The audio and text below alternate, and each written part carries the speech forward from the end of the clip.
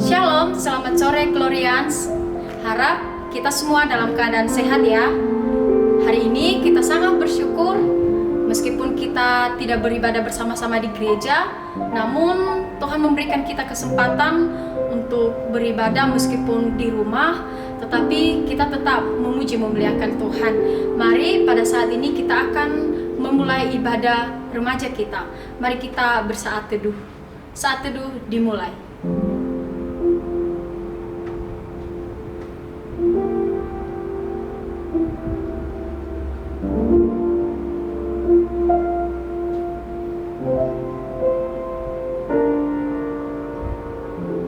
Saat teduh selesai.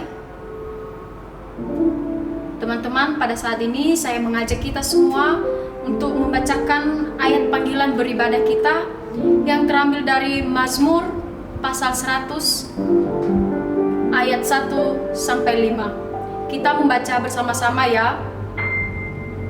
1, 2, 3. Mazmur untuk korban syukur. Bersorak-soraklah bagi Tuhan, hai seluruh bumi. Beribadalah kepada Tuhan dengan sukacita. Datanglah ke hadapannya dengan sorak-sorai. Ketahuilah bahwa Tuhanlah Allah. Dialah yang menjadikan kita dan punya dialah kita, umatnya dan kawanan domba gembalaannya. Masuklah melalui pintu gerbangnya dengan nyanyian syukur, ke dalam pelatarannya dengan puji-pujian. Bersyukurlah kepadanya dan pujilah namanya. Sebab Tuhan itu baik, kasih setianya untuk selama-lamanya, dan kesetiaannya tetap turun-temurun. Teman-teman, sesuai dengan ayat panggilan beribadah kita, bahwa kita harus bersyukur kepada Tuhan. Mari pada saat ini kita akan menyanyikan sebuah pujian, bersyukurlah. Mari kita menyanyikan pujian ini dengan semangat ya.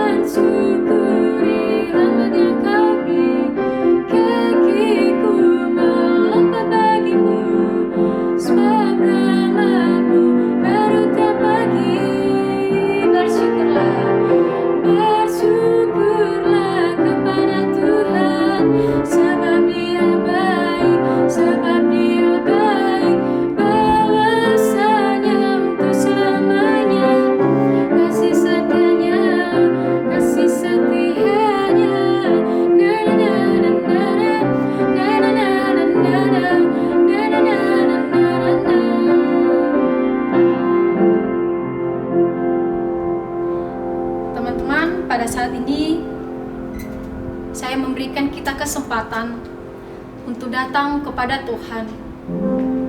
Karena kita tahu bahwa kita adalah manusia yang tidak pernah terluput dari dosa. Dalam keseharian kita terkadang menyakiti hati Tuhan.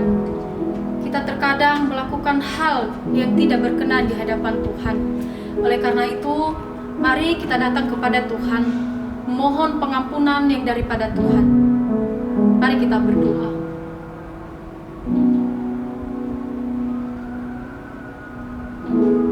Ya Tuhan, Allah kami, sesungguhnya tidak ada yang tersembunyi di hadapan-Mu ya Tuhan, termasuk dosa-dosa yang kami perbuat di hadapan-Mu. Tuhan, secara manusia, sesungguhnya kami tidak layak memanggil Engkau sebagai Tuhan dan Allah kami. Karena kami adalah orang-orang yang sering sekali menyakiti hati Tuhan, sering sekali melakukan hal yang tidak berkenan di hadapan Tuhan. Oleh karena itu Tuhan, pada sore hari ini, kami datang kepadamu, memohon pengampunan yang daripada Tuhan.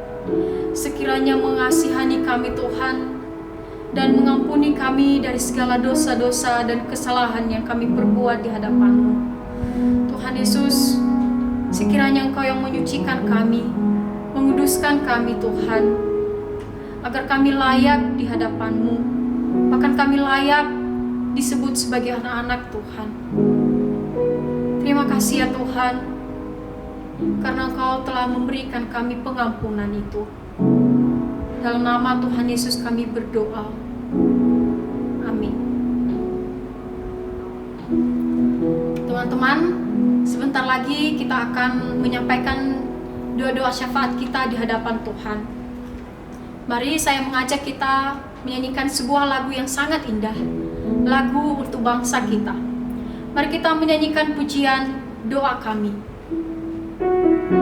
Kita menyanyikan pujian ini dengan sungguh-sungguh, seolah-olah pujian ini dari hati kita, menyampaikan rasa syukur kita untuk bangsa kita atas pertolongan Tuhan. Apapun rencana Tuhan, pasti yang terbaik untuk negara kita ini. Kita bersama-sama menyanyikan pujian syukur untuk setiap rencana-Mu.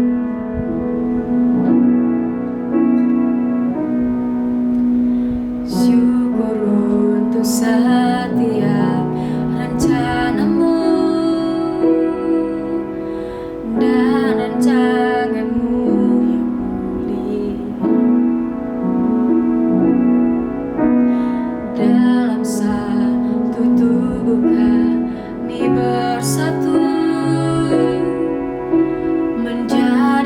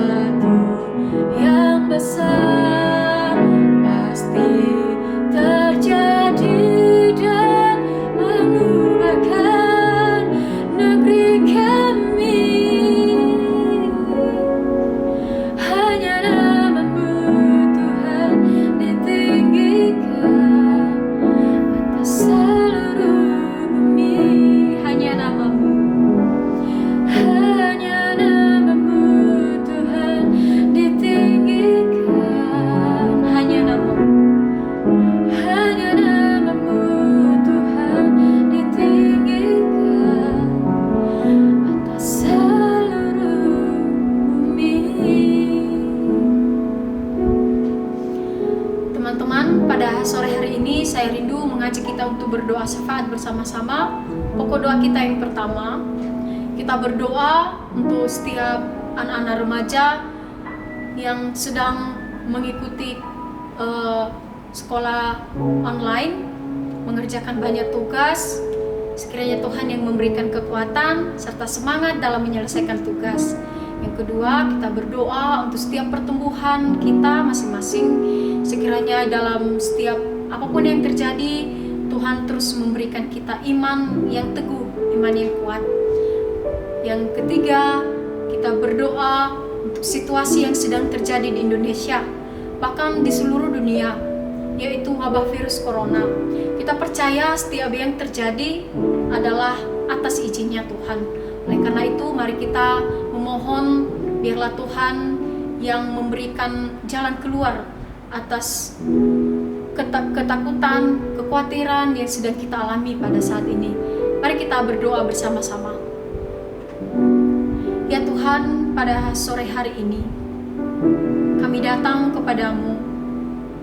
Biarlah Tuhan yang memberikan kekuatan kepada teman-teman kami remaja yang sedang mengerjakan tugas di rumah ya Tuhan. Mungkin ada hal-hal yang bisa membuat mereka bosan.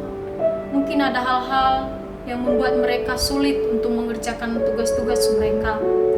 Namun kami memohon, biarlah Tuhan yang memberikan mereka kekuatan, Tuhan yang memberikan mereka hikmat untuk menyelesaikan tugas mereka dengan baik. Sekiranya Tuhan, di dalam masa-masa mereka menyelesaikan tugas mereka, Tuhan juga yang memberikan mereka iman, Tuhan juga yang memberikan mereka kekuatan, bahkan Tuhan keteguhan di dalam mengikut Kristus. Biarlah Tuhan juga yang menolong setiap anak-anak remaja di dalam mengikut Tuhan. Di dalam setiap yang terjadi Tuhan, mereka selalu mengandalkan Tuhan. Mereka selalu menjadikan Tuhan sebagai satu-satunya pribadi yang tidak pernah meninggalkan mereka. Ya Tuhan, pada kesempatan sore hari ini juga kami berdoa untuk bangsa kami, negara kami Indonesia ini yang sedang mengalami kekhawatiran, ketakutan, yaitu wabah virus corona. Hal ini Tuhan membuat kami sangat takut, karena ini berkaitan dengan nyawa kami sendiri. Tuhan, secara manusia kami sangat khawatir, tetapi kami percaya Tuhan, kami memiliki Tuhan yang memelihara hidup kami. Kami memiliki Tuhan yang tidak pernah meninggalkan kami. Kami memiliki Tuhan yang mengizinkan kejadian ini boleh terjadi untuk kami mendekatkan diri kepada Tuhan. Bahkan Tuhan, kami berdoa untuk setiap negara-negara lain yang mengalami kejadian seperti kami juga. Kami memohon biarlah Tuhan juga yang menolong mereka, memberikan mereka hikmat Tuhan di dalam mengatasi masalah ini Tuhan. Agar kami boleh bersama-sama, kami boleh bersatu hati Tuhan untuk memohon belas kasihan Tuhan. Bahkan mengerti Tuhan bahwa segala sesuatu yang terjadi ini atas izinnya Tuhan. Terima kasih ya Tuhan, kami menyerahkan seluruh peristiwa, seluruh kejadian, bahkan seluruh pergumulan-pergumulan yang sedang kami alami saat ini. Karena kami percaya bahwa Engkau Tuhan yang telah mendengar doa kami dan akan menjawab kami sesuai dengan waktunya Tuhan. Terima kasih ya Tuhan, kami bersyukur karena kami telah menaikkan doa-doa syafaat kami di hadapan Tuhan. Dalam nama Tuhan Yesus, kami berdoa dan menaikkan doa-doa syafaat ini. Amin. Teman-teman, mari pada saat ini kita akan mempersiapkan hati kita. Kita akan bersama-sama mendengarkan firman Tuhan yang akan disampaikan oleh Guru Injil Victor Borang. Mari kita menyiapkan hati kita dengan menyanyikan pujian Firman-Mu pelita bagi kakiku. Kita percaya bahwa hanya dengan firman Tuhan yang bisa menerangi jalan-jalan kita.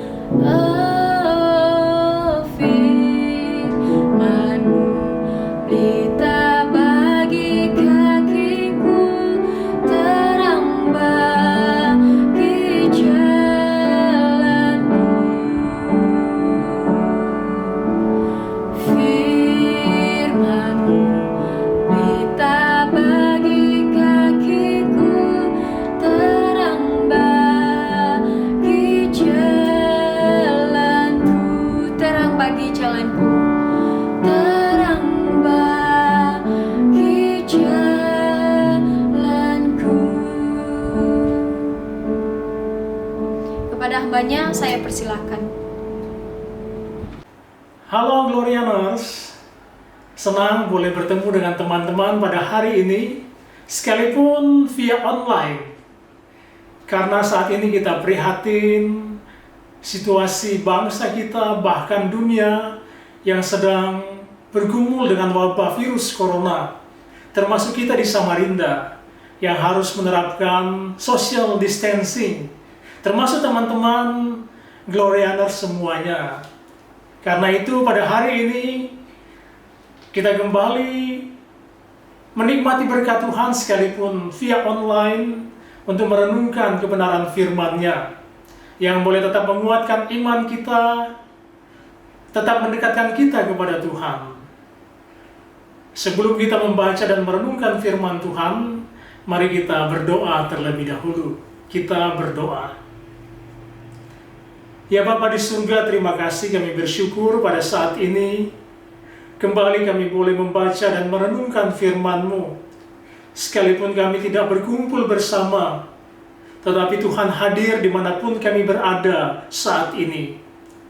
Allah Roh Kudus menolong kami saat membaca dan merenungkan firman-Mu. Semua kami diberkati oleh Tuhan. Di dalam nama Tuhan Yesus Kristus kami berdoa. Amin. Teman-teman, kita akan membaca firman Tuhan yang terdapat dalam Galatia pasal yang kelima, ayat 19 sampai ayat 21. Galatia 5, ayat 19 sampai 21. Demikian bunyi firman Tuhan.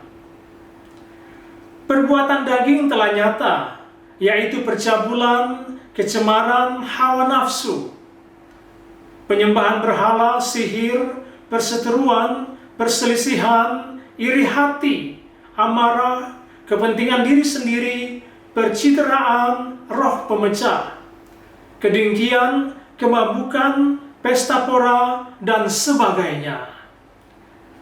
Kemudian bagian lain yang akan kita baca terdapat dalam 1 Samuel 18 ayat 6 sampai ayat yang ke-9. 1 Samuel 18 ayat 6 sampai ayat yang ke-9. Demikian bunyi firman Tuhan.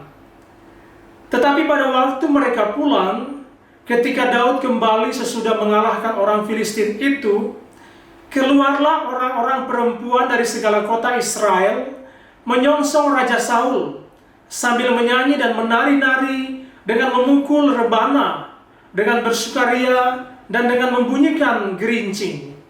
Dan perempuan yang menari-nari itu menyanyi berbalas-balasan. Katanya, Saul mengalahkan beribu-ribu musuh, tetapi Daud berlaksa-laksa.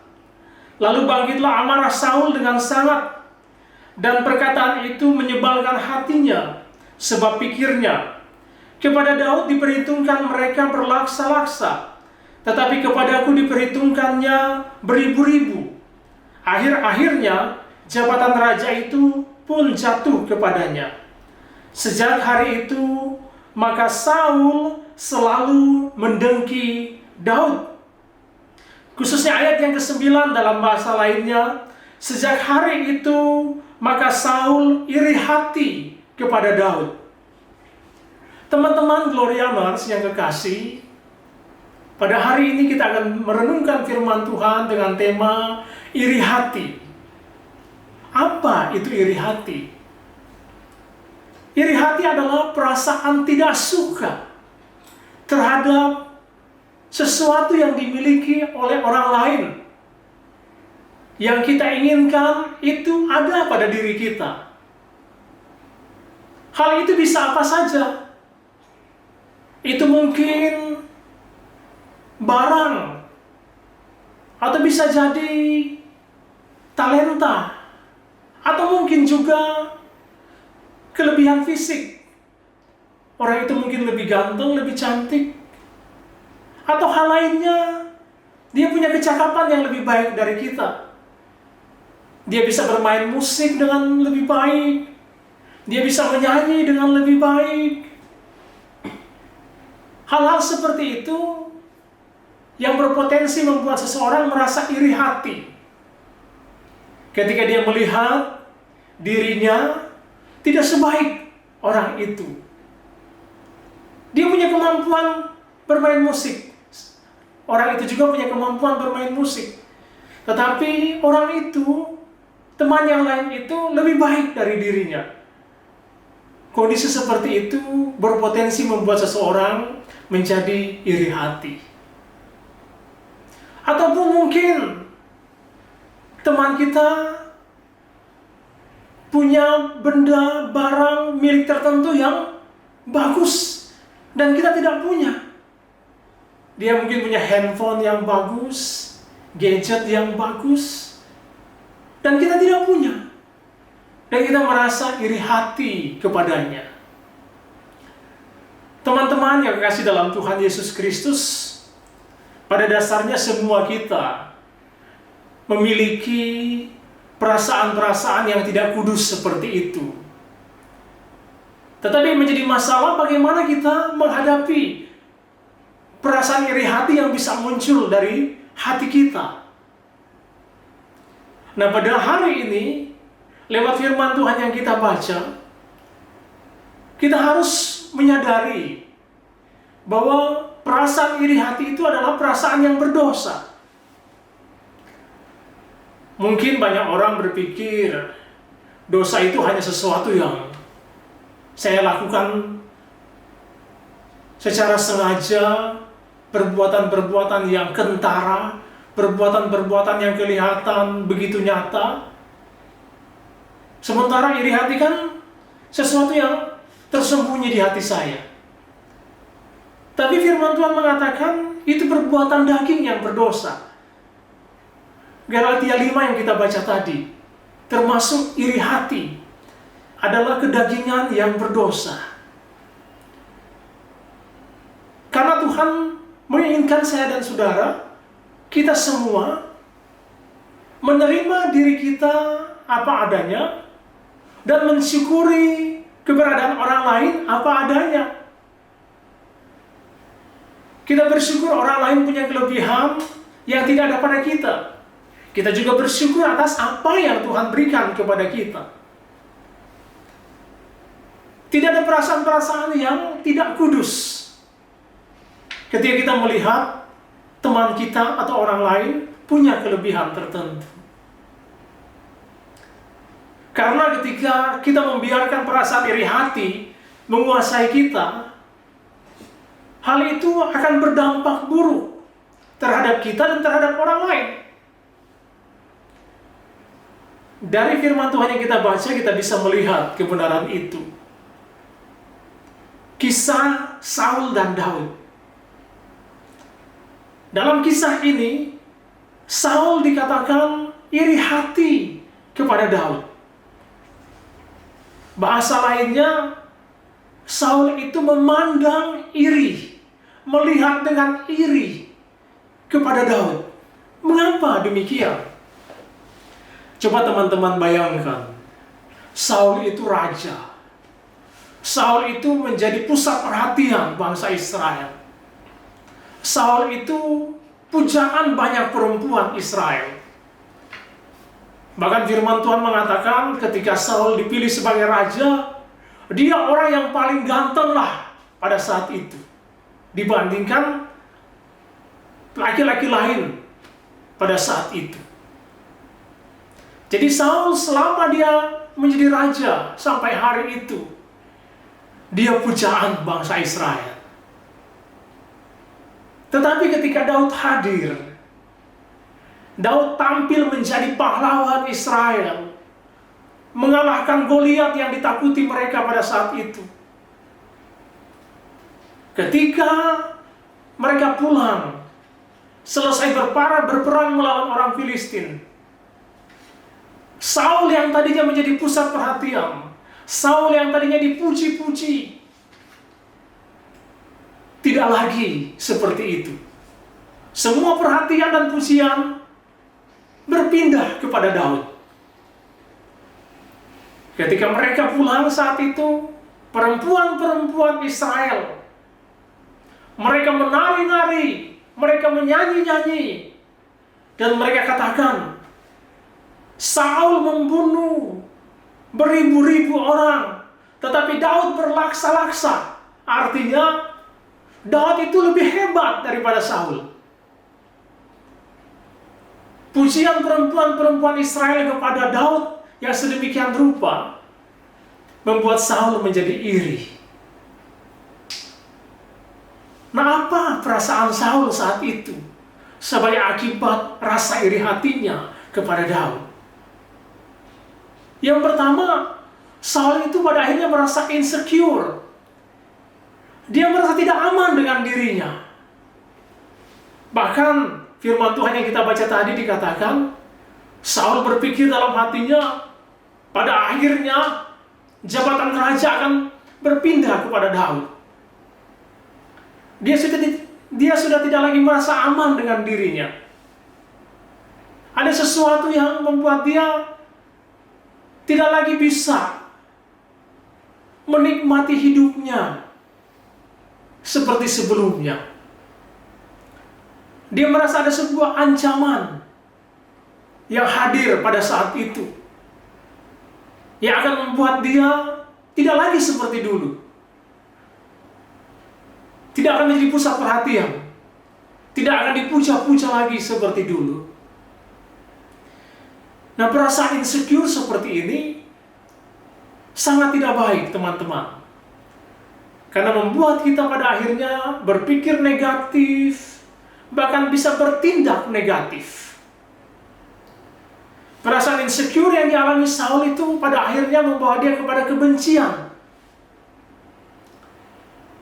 Kebencian itu kemudian ditindaklanjuti Saul dengan cara yang luar biasa mengerikan, yaitu dia merencanakan dan ingin membunuh Daud. Coba teman-teman lihat akibat dari rasa iri hati seperti itu. Ketika dia merasa tidak aman dengan dirinya, maka dia akan mencoba mengamankan itu dengan cara yang sangat ekstrim. Dia ingin membunuh Daud. Bahasa lainnya, dia mau melenyapkan Daud supaya dia tetap pada posisinya semula. Dia tetap raja, dia tetap pribadi yang dipuja-puja banyak orang. Perasaan lain yang muncul dari Saul ketika dia merasa iri hati itu perasaan tidak puas. Tidak puas dengan dirinya dan apa yang sudah dia lakukan. Padahal dia raja, menikmati begitu banyak kebaikan, baik dari Tuhan juga dari bangsa Israel, yang memandang Saul sebagai raja yang dihormati pada saat itu sebelum dia akhirnya diberhentikan oleh Tuhan karena sikap hatinya yang tidak berkenan kepada Tuhan. Saul merasa tidak puas akibat rasa iri hati yang muncul dari dalam dirinya. Teman-teman yang kasih dalam Yesus Kristus, perasaan-perasaan seperti inilah yang bisa muncul di hati kita ketika kita merasa iri hati. Apapun faktor penyebab itu, entah karena kelebihan orang lain, milik orang lain, kecantikan, kecakapan orang lain, atau hal apa saja. Berhati-hati teman-teman ketika kita merasa iri hati. Karena itu akan membuat kita juga seperti Saul, merasa tidak aman dengan diri kita. Kemudian kita merasa benci kepada orang yang kita tidak sukai itu. Kita juga merasa tidak puas dengan diri kita sendiri. Yang pada akhirnya kita mungkin bisa melakukan hal-hal tertentu yang jahat, seperti yang dibuat oleh Saul. Bukankah kalau orang iri hati, dia bisa saja memfitnah temannya yang dia tidak sukai itu, menceritakan sesuatu yang negatif tentang teman yang dia tidak sukai itu. Karena dia merasa iri, benci kepada temannya itu. Dan bukankah terkadang hal ini terjadi dalam hidup kita, teman-teman? Karena itu pada hari ini saya mengajak kita untuk memikirkan ini dengan serius. Jangan sampai iri hati itu menjadi bagian dari diri kita. Sesuatu yang sangat berdampak negatif. Mari kita lihat contohnya berikut ini, teman-teman. Mel, Hah? cover lagu yuk, bosan nih. Lagu apa emangnya? Aku mau nyanyi lagu Kangen Dewa 19, tahu nggak lagu itu? Oh, yang mana ya? Ntar aku ingat dulu. Saat kau ada di sisiku, semua kata rindumu semakin membuatku tak berdaya menahan rasa ingin jumpa. Percayalah padaku, aku pun rindu kamu. Ku akan pulang, sambil video ya, melepas semua kerinduan yang terpendam. tunggu, wait. Hah? Apa? Kayaknya handphonemu baru deh, Mel. Enggak, handphone lama. Enggak, baru Baru tahu. lihat aja kali. Enggak, baru tahu. Lu Masa beli di sih? mana sih? Oh, ini kemarin pas dapat berkah jadi ku beli gitu. Beli berapa? Ih, cantik banget Enggak, sih. Kalah nih lama-lama. handphone gua nih. Aduh, minta mau gue beliin dan nanti. Lu Aduh. mau beli handphone ini juga? Murah Iya. kok. Berapa? Cuman berapa ya kemarin gue beli, lupa. Paling 10 ini. Enggak lah, enggak sampai lah.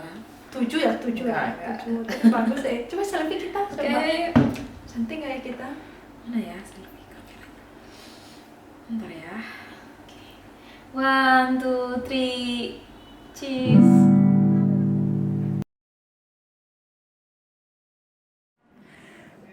Suara kayak bagus aja. Padahal suara gak bagus-bagus banget. Masih bagusan juga suara aku. Itu lagi satu Korea handphone baru. Sok pamer lagi.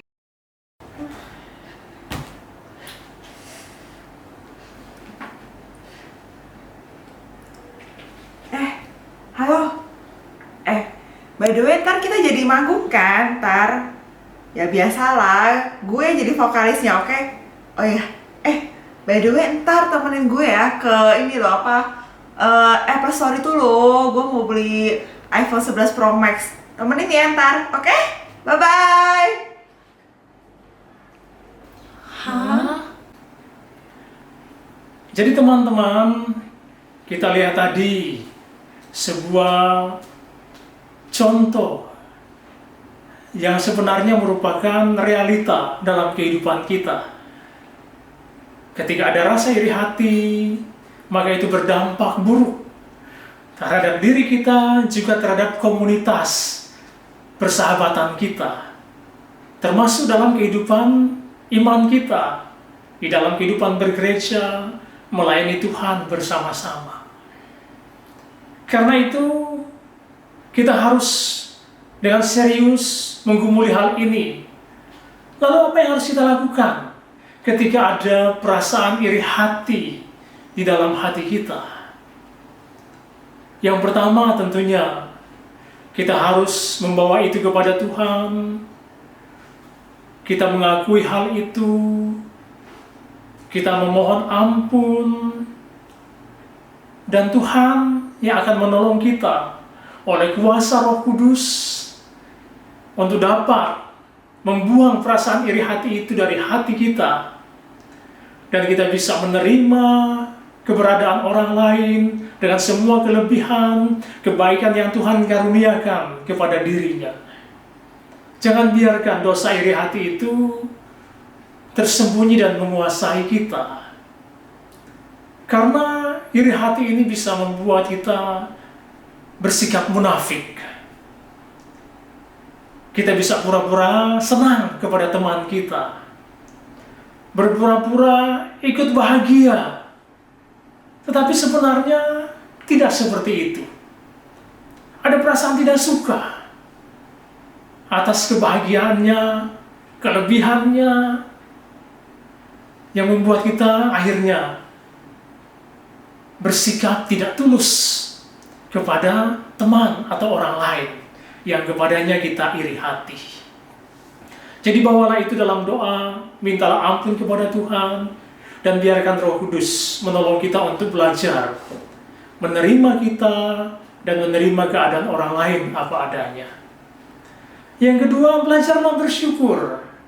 Bersyukurlah atas semua berkat yang Tuhan berikan pada kita dan pada orang lain. Karena semua itu tujuannya sangat baik. Bersama-sama kita bisa membangun tubuh Kristus. Bukankah firman Tuhan mengajari itu? Yang satu punya kelebihan tersendiri, yang lainnya juga punya kelebihan tertentu, yang sama-sama digunakan di dalam pekerjaan Tuhan untuk membangun tubuh Kristus. Bersama-sama bisa bertumbuh, dewasa di dalam iman, saling melengkapi satu dengan yang lain. Itulah berkat yang Tuhan berikan kepada kita dan teman-teman kita. Jadi ketika kita melihat kelebihan pada orang lain dan juga kelebihan dalam diri kita, bersyukurlah. Tidak perlu iri hati dengan apa yang ada pada orang lain itu. Karena semuanya dipakai oleh Tuhan demi kebaikan kita untuk bersama-sama membangun tubuh Kristus. Pada akhirnya teman-teman yang kekasih dalam Tuhan Yesus Kristus, biarlah kita bersama-sama saling membangun satu dengan yang lain, saling menerima, saling memberkati, bersukacita atas semua yang Tuhan karuniakan kepada kita. Bersyukurlah untuk kelebihan orang lain. Menjadi berkat bagi kita, menjadi berkat bagi gereja, menjadi berkat bagi banyak orang. Dan kita boleh hidup memuliakan Tuhan. Tuhan memberkati teman-teman Gloria semuanya. Amin. Mari kita tunduk kepala dan kita berdoa. Ya Bapa di surga, kami bersyukur pada hari ini untuk berkat firman-Mu yang boleh kami renungkan. Allah Roh Kudus menolong kami agar kami tidak membiarkan perasaan iri hati menguasai diri kami. Tetapi kami boleh belajar mensyukuri apa yang ada pada kami dan apa yang Tuhan berikan kepada orang lain. Yang semuanya itu boleh membangun kehidupan iman kami, baik pribadi kami maupun komunitas kami. Terima kasih Tuhan, kami berdoa bersyukur untuk firman-Mu dalam nama Tuhan Yesus Kristus. Amin. Tuhan memberkati Glorianers semuanya. Bye-bye. Teman-teman, saya mengajak kita untuk berdiri bersama-sama. Sekarang kita akan mengikrarkan pengakuan iman rasuli dengan bersama-sama. Pengakuan iman rasuli. Aku percaya kepada Allah, Bapa yang Maha Kuasa, Khalil langit dan bumi, dan kepada Yesus Kristus, anaknya yang tunggal, Tuhan kita, yang dikandung daripada Roh Kudus, lahir dari anak darah Maria, yang menderita sengsara di bawah pemerintahan Pontius Pilatus, disalibkan, mati dan dikuburkan, turun ke dalam kerajaan maut. Pada hari yang ketiga, bangkit pula dari antara orang mati, naik ke surga, duduk di sebelah kanan Allah, Bapa yang Maha Kuasa, dan dari sana Ia akan datang untuk menghakimi orang yang hidup dan yang mati. Aku percaya kepada Roh Kudus, gereja yang kudus dan am, persekutuan orang kudus, pengampunan dosa, kebangkitan tubuh, dan hidup yang kekal. Amin. Sekarang kita akan memberikan persembahan kita. Teman-teman bisa mengumpulkannya di rumah. Nanti kalau ibadah kita sudah normal kembali, teman-teman bisa membawanya di gereja.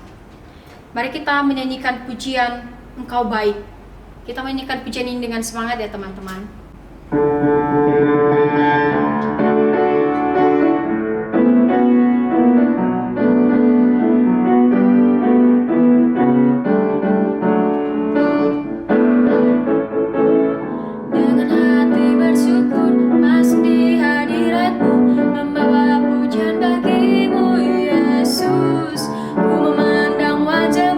Bersuka di depanmu sambil menceritakan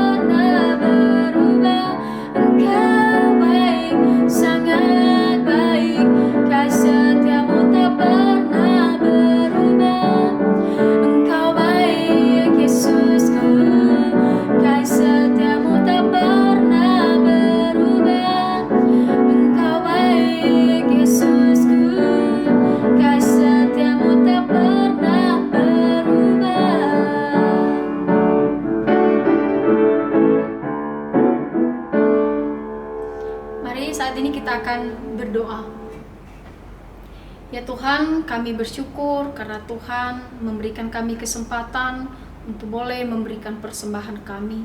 Tuhan, terimalah persembahan kami ini sekiranya menjadi korban yang berbau harum di hadapan Tuhan. Bahkan persembahan kami ini Tuhan boleh dipakai di gereja untuk kemuliaan nama Tuhan. Terima kasih ya Tuhan, dalam nama Tuhan Yesus kami berdoa dan menyerahkan persembahan kami ini. Amin. Teman-teman, yuk kita akan bersama-sama menyebutkan ayat emas kita dari Roma pasal 12 ayat 2. 1, 2, 3. Janganlah kamu menjadi serupa dengan dunia ini, tetapi berubahlah oleh pembaharuan budimu, sehingga kamu dapat membedakan manakah kehendak Allah, apa yang baik, yang berkenan kepada Allah, dan yang sempurna. Sekali lagi teman-teman, kita akan menyebutkan ayat emas ini dari Roma pasal 12 ayat 2. Janganlah kamu menjadi serupa dengan dunia ini, tetapi berubahlah oleh pembaharuan budimu, sehingga kamu dapat membedakan manakah kehendak Allah, apa yang baik, yang berkenan kepada Allah, dan yang sempurna. Tiba saat ini kita akan menutup ibadah kita. Kita akan bersama-sama menyanyikan pujian Waktu Tuhan. Kita percaya bahwa apapun yang terjadi itu adalah waktunya Tuhan, karena itu adalah sesuatu yang terbaik untuk kita yang Tuhan telah sediakan untuk kebaikan kita bersama.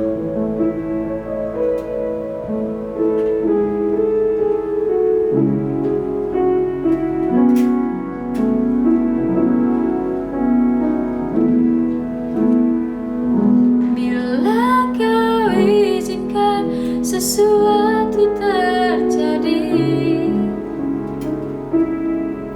ku percaya semua untuk kebaikanku. Bila nanti telah tiba waktumu, ku percaya kuasa-Mu memulihkan hidupku.